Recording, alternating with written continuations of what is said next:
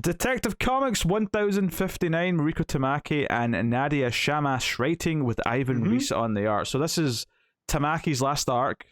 She's got a co-writer, admittedly, but this is our last arc before we get to her, admittedly, very exciting new team as well. But it's nice for Tamaki to get sort of one last hurrah in the book before she says goodbye. And so this issue introduces a goatee wearing Riddler. Yeah. I like this version of Riddler. It's something that I haven't seen with Riddler before. Not just the goatee or whatever, but the way that it reminds me of who's the guy that they use in like Darkseid stories, who's like, he becomes the voice of Darkseid and they send him in first to like soften people up to Darkseid's message. Glorious Godfrey, is that him? Yeah. It's definitely Godfrey. I don't know if I may not be Glorious, but Godfrey, definitely Godfrey. Yeah, but I remember in Final Crisis he was a talk show host, and he was like ramping people up to the message of Darkseid. And so for Riddler to become like this pirate radio guy, leaving like riddles for people and like getting in their head that way, I think that's real cool because I feel like we've been overexposed to Riddler a little bit the last couple months, between the movie and some of the stories in the comics and stuff. But hey, this worked for me. Yeah, so he's doing this like live. I mean, it's a radio show effectively, but obviously it's just more like a live podcast these days than anything. And he's talking about when is a murderer not a murderer. He's clearly provoking minds. Batman's wondering what he's up to. But the main story, because that sort of all plays out as people are commuting at the start of the day, the sun's rising. It's a bit of atmosphere and sort of prologue. The main story is we have this judge who is attacked. There's an explosive put in her bin right after she's sentenced someone, and he gives her this look, which is kind of like threatening. Batman shows up, stops the explosive, or tries to. There's a second one in the same bin though, so it still goes off, but no one gets hurt. And then this judge turns out to be Deb Donovan's daughter. Yeah, it's Judge Donovan. Yeah. Which, when they first announced like the honorable, and I was like, there's some relation here, but what is it? Wasn't expecting it to be Deb's daughter. And again, if the biggest thing that Tamaki's given us is the character of Deb Donovan, being turned in from like this Ben Urich type reporter to like a fully on character who you care about her personal life, I think that's really good. I think what's interesting to me is that I don't think we've seen Deb be just blatantly concerned for someone before. Yeah. So when she gets the phone call that her daughter was like almost killed in an explosion, she actually gets scared and like runs to the hospital and just because normally she's got that reporter face on. She's trying, she's being inquisitive. She's trying to get to the story. It kind of drops for a couple of pages where we actually get to see her just be concerned about someone. And then Bruce shows up with flowers to try and like dig into the story himself a little bit for obvious reasons. It just pisses her off, which I love. I love their dynamic.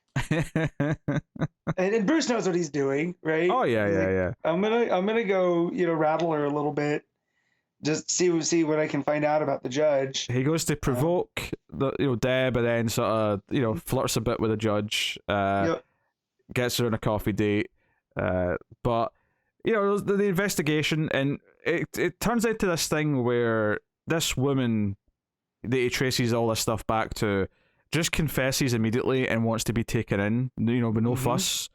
And then there's other incidents, and the people behind those just confess immediately.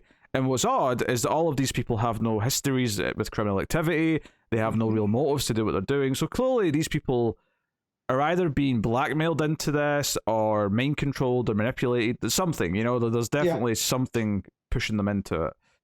And obviously with Riddler, he goes back on the radio waves the next day, and he drops a hint, these riddles about a curtain call, right? And sure enough, the next thing that happened, there's a body found in an opera house, and it's like, okay, so clearly Riddler is in some way connected or knows something about what's going on. So it's a pretty engaging mystery so far, I would say. I'm kind of I enjoyed Batman talking to the rookie cop about the crime scene, and there's like a gas incident somewhere, and Batman goes and deals with that. And again, the guy just immediately, wants to confess and whatever. The final tease, though, the cliffhanger, aside from Riddler being more ominous riddles again on the air, is that it sounds like Judge Donovan is also involved, and that she, she's on the phone at the end and says, "Don't call me. We'll speak at the next meeting. I did what you asked, So, and you promised no one would be hurt." So she seemed to know that there was going to be a bomb, or at least one of the incidents. I'm assuming it's the one she was involved in directly. And to what end? Is this to manipulate Batman? Is it Riddler who's forcing them all to do this? Is he behind it all, or is that a red herring and he just knows about it in some way? Yeah, so I'm wondering if this is him knowing it's going on. And some of my favorite takes on Riddler is him wanting to prove he's a better detective than Batman. And so I wonder if this is him, like he knows what's going on, but he's, so he's leading Batman along. So then eventually he can be like, "Look, I figured this out before you did. But no one's going to believe me because I'm Riddler." So, because he's leading them on there. So like the opera one, the hint that he gives was, it's only call to hear after the lady sings, or the fat lady sings. And it's a curtain call. And then the body that was found was stabbed to death after the opera was over. So again, is Riddler involved in these? Like, is this like a cult around Riddler?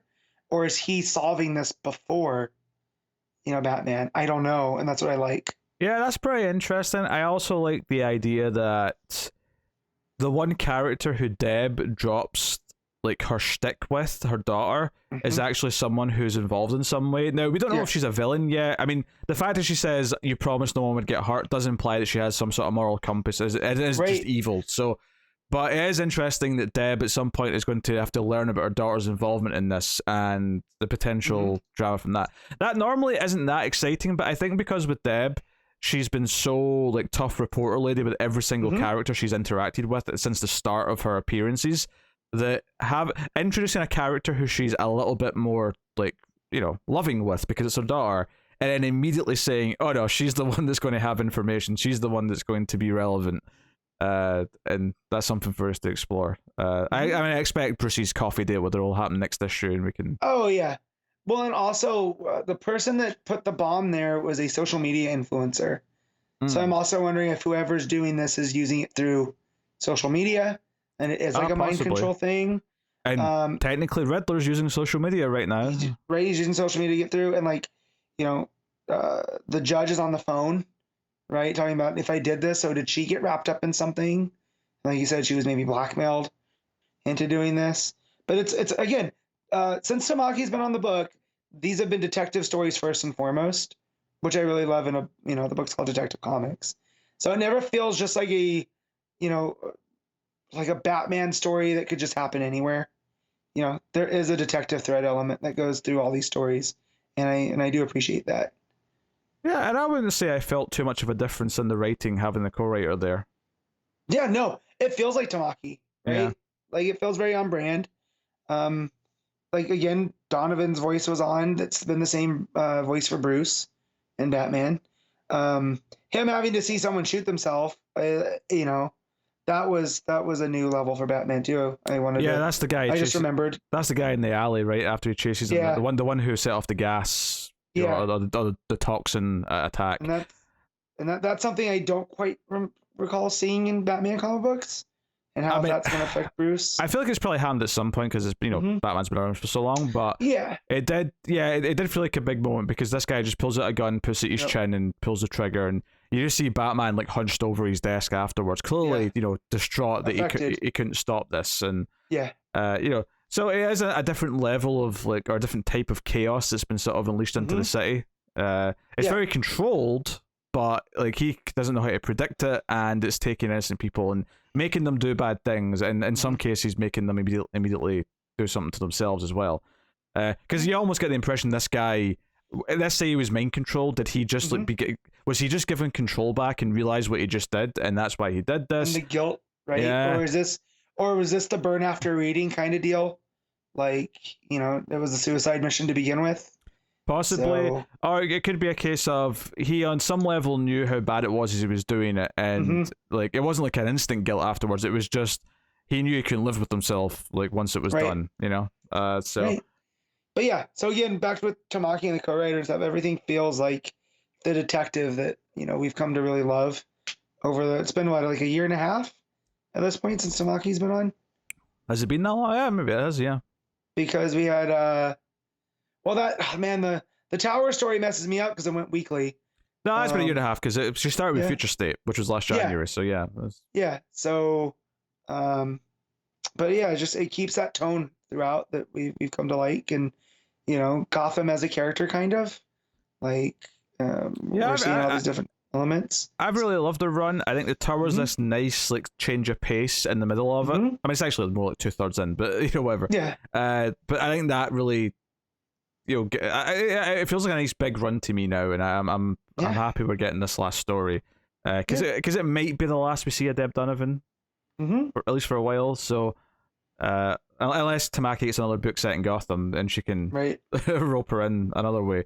Because I do hope she gets another DC book. I hope there's another DC book on the horizon for her after this. Yeah, hopefully.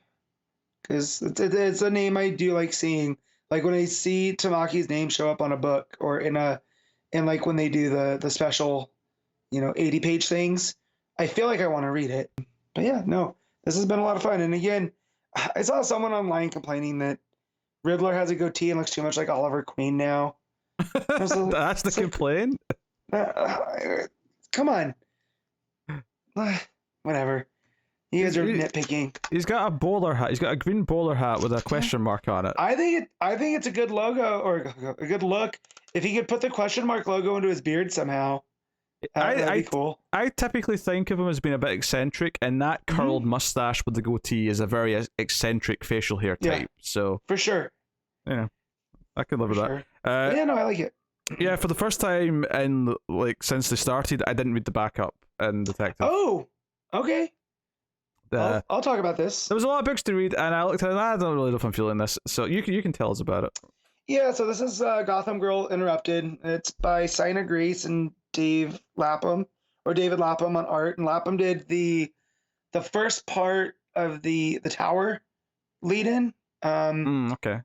Right, where Bruce was chasing Harley Quinn. We didn't know if she was there, right? So the art's consistent with Batman stuff that we've seen, but this is a story of Gotham Girl trying to reintegrate herself into society after Arkham Tower, right? So like she's trying to come to terms with who she is, but she is having a hard time because she feels like she doesn't belong anywhere, and she wants to be herself, but she wants to go back to being, what was her name before?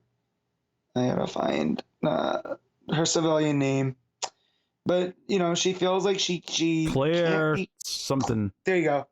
She can't be Claire anymore because she's Gotham Girl, but she's also more Claire than she is Gotham Girl because she can't be Gotham Girl without her brother. So you're in her head for a lot of this. And it starts off with her taking down this, like, illegal casino, where the guy that's running it basically uses it as a front for all of his illegitimate kids, because it puts them all in one place. He can keep an eye on them. But she's staying at the abandoned Wayne Manor on the outskirts of Gotham City, and someone is.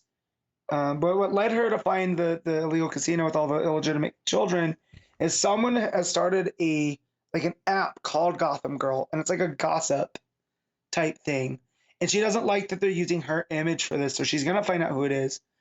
She's back enrolled at Gotham High, and she's working in the theater department because she has found that when she's creative, it gives her a way of not falling into all the issues that she's had before. So it gives her an outlet. It's Claire Clover. I just found it. Is her full name. But yeah, so she starts tracking down who's doing this, and one of the guys in class kind of, not really tries to pick up on her, but is being real nice to her, and wants to work with her after school on stuff, and he goes and puts her hand, and she's sewing costumes for the school play. Puts his hand on her, and she flips out, and she hits him with her heat vision and starts destroying the school. But then you realize that's just in her head. And she's like, well, I don't need to go to Arkham right now because that was what the kid wanted to do, is go visit. I'm just gonna go home. So she's trying to track where the Gotham Girl app's coming from. So she thinks that she has it figured out, and it's the kid from class that wanted to hang out with her. And it looks like he's the one that's been behind it, and he has shot himself and left himself, in front of all this art at the school. And yeah, so that's where it ends with her finding his body, which I'm sure for someone that's having to come out of trauma is only going to make things worse. But it spends a lot of time in her head and her trying to rectify who exactly she is. Is she Claire Clover? Is she Gotham Girl? How her brother, how he factors into this, him being gone now. But for a character that I didn't like, because I feel like King didn't set her up to be big and then kind of forgot about her. It's nice to have someone really focus on what makes her different, that basically trying to be used as this superhero, what that would do to a young mind. And I feel Sign of Grace, from the other work I've read by them, is very similar. Everything's very, like the inner workings of things and someone's, their psyche and how that factors into being a superhero. So I feel like it's a pretty good creative step for Gotham Girl, and a nice part of the backup. Or it's nice that the backup is a place for that to show up. Yeah. All right. Cool. What were you rating the main story? Main story, I am going to give 7.5. And the backup? The backup is a 7. Okay. For me, the main story, yeah, 7.5, 8. I mean, actually, I'll squeeze it 10.8. I like the main story.